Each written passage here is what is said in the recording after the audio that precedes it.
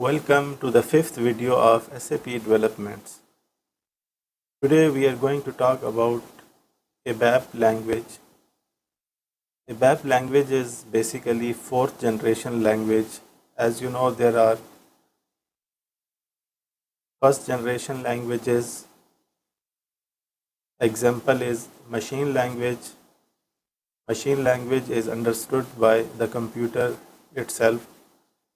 Then it comes the second generation language, that is assembly language. Basically, it is near to machine language.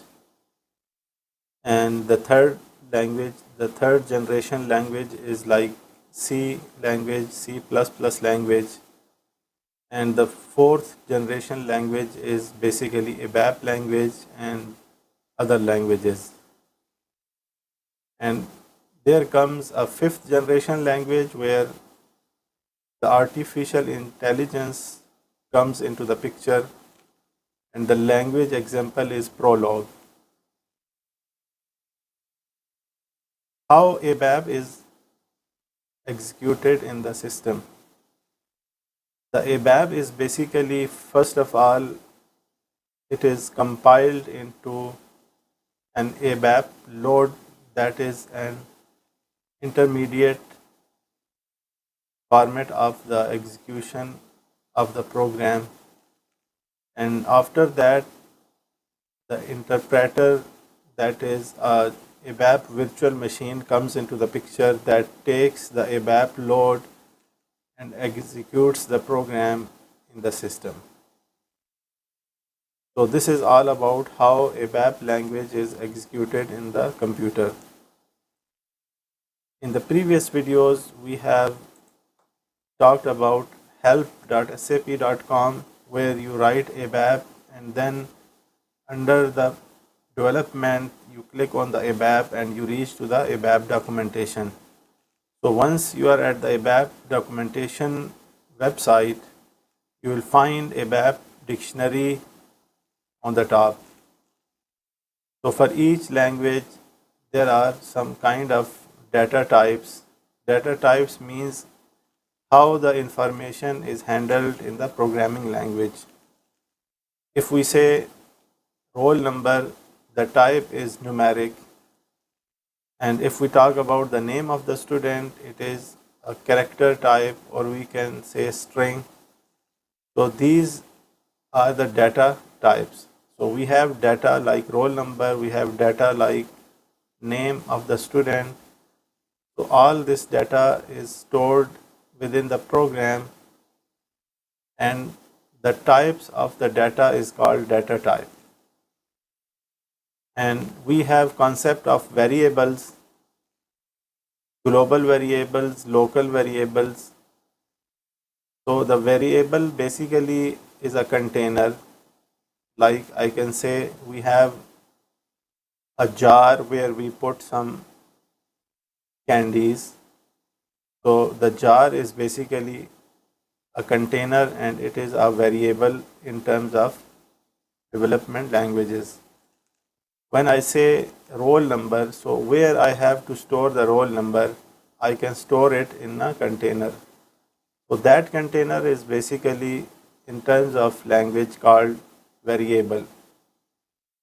So the concept of global variable and the local variable is the variable, the container of the data that is accessible across all the parts of the program is called global variable, and the local variable is only accessible within the particular area of the program.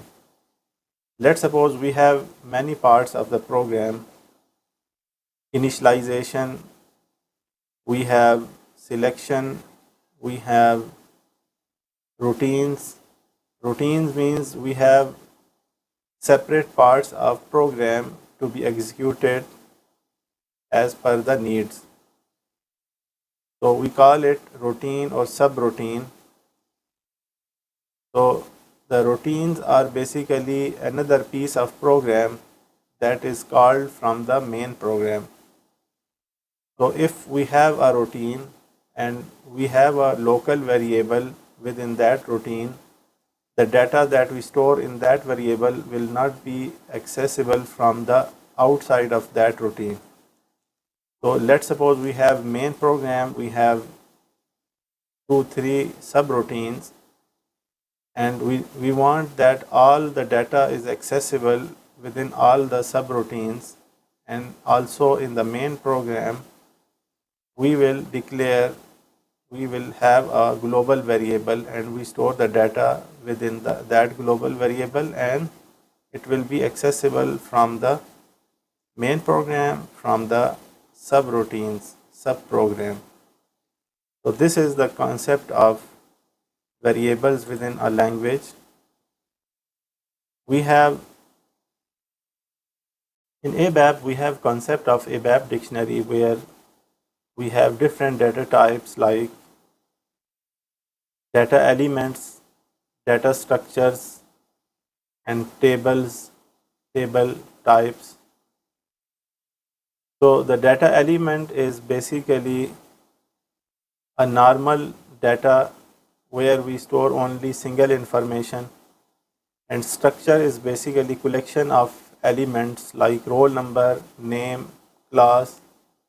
These all elements are clubbed together and stored within a structure. So as I discussed earlier, that the combination of the information for one student, it will be a row in a table. And when we have multiple students information, we have multiple rows. And as you know, the columns are the information that is stored, like roll number is a column, name is a column, address is a column, class is a column. So this is a table. So when we talk about one row can be stored within a ABAP program under a structure. So we will have a structure of type roll number column and address column, name column, class column. So all these informations are clubbed together into one container that is called structure. Then, as you know, that if we have multiple information, we have multiple students information, we can store it under a table.